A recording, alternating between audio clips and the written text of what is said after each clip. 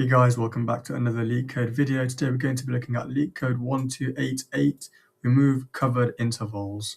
We're told that we're given an array of intervals and we want to remove all the intervals that are covered by another interval in the list. And then we're told that an interval is covered by another interval if if C is less than or equal to A and B is less than or equal to D. So let's say, what is A and B? So A and B, and then we have C and D. So this is the covering interval, and then this is, just the interval that's being covered. So we're saying, well, C is less than or equal to A. Well, yes, it is. So it overlaps. So it kind of covers from the left-hand side, and then D is, B is less than or equal to D, or we could say D is greater than or equal to B, and so it covers on the right hand side. And so this, this interval over here is just fully covered on both sides. If it was, such that, I don't know, C was kind of like this, well, that would not be considered covered, right? Because it needs to be a full span over here, not just halfway. So that's basically what covering is. It's as you would expect it, but it's always nice to have the intuition, not just the intuition behind imagining how to solve it, but also the rules set in stone, as it were, the exact condition. So that's nice that they've given us that. And then we want to return the number of remaining intervals after we removed all intervals that are covered. So yeah, let's look at an example. Let's say we have let's just create a number line 4, 6, 8. That's not the most even, but it'll do. So let's get some intervals. I don't know. Let's say we have 1 to 4, 3 to 6, and then 3 to 8. So these are both at position 3. Okay, so what intervals here are overlapping? Well, we can or covering another interval. Well, this interval here is covering this interval over here. So we can say that this interval is covered. Are there any other intervals that are covered? No, this interval is not covered, because it would require this interval here to be bigger on the left-hand side. So it doesn't cover the area that we want it to cover to be able to cover this interval over here.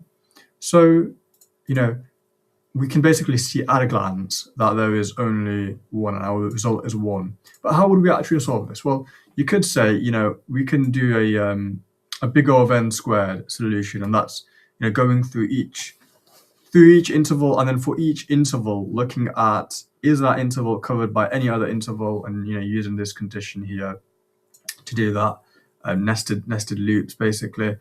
But it is a big O of n squared solution. It does rise exponentially, and it's not optimal. There is an easier way to solve this in big O of n time, and that's by sorting the left hand values, the start values. So we can say we start off with the smaller left values, because if the left value is smaller than the one that comes after it, well, we know that nothing can cover that interval. So this interval here is, the left value is smaller than this left value. Therefore, we know that there is no way that any other, like this interval or this interval, can cover it, right?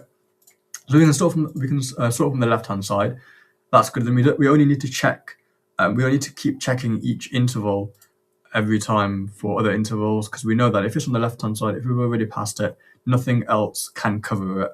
But it can cover other intervals, of course. But what if, let's say, let's spice things up a bit. So we have an interval that starts at 1 already, and let's say this ends at 5. Okay, so in this case, we want the bigger interval, we want the larger interval, and this is this interval over here, right? And the reason we want a larger interval, because we know that this will cover intervals that come after it. We want the intervals that will cover other intervals and the bigger intervals on the left-hand side. So we don't need to compare them to anything else, right? We want to only be able to compare the intervals that come after this interval to this interval. And so how would we actually, order this? Well, we would have, I guess this would be 1, this would be 2, this would be 3, and then this would be 4, because we want to have the bigger intervals on the left-hand side and the ones that will cover the other intervals, and then still do our logic from there. So this is a big O of n time. Then all we have to do once we have a sorted interval list is basically just check for this condition. Really check, is the interval being covered by the previous interval before it? If it is, then we're just not going to add it to our result. And then if it's not, then we shall return it to our result. So yeah, let's get to coding this up. So I hope that the intuition behind that makes sense. A bit confusing, but it is fairly straightforward to derive. So first thing we want to do is, of course, sort. So we want to sort with a with a lambda function, an inline lambda function. We want to say I, and basically I is going to be just the interval, and then we want to take a tuple, and we want to say we want to sort from. Okay, so let me get this straight. So we want to sort from descending. But if there's a case where they both end up with having, there's a draw basically, we want to sort such that it will be ascending. So we want to sort for the bigger interval first if there's a draw in terms of the intervals being at the same start, having the same start value. So the next thing we want to say is let's create our intervals, let's create our results list. And initially we're just going to have the first interval because there's nothing before it, so there's nothing that can actually cover it, of course. And then we're going to say for each interval, so for each start and end interval, in the intervals, all the intervals except from the first interval, because we've already added that to our results.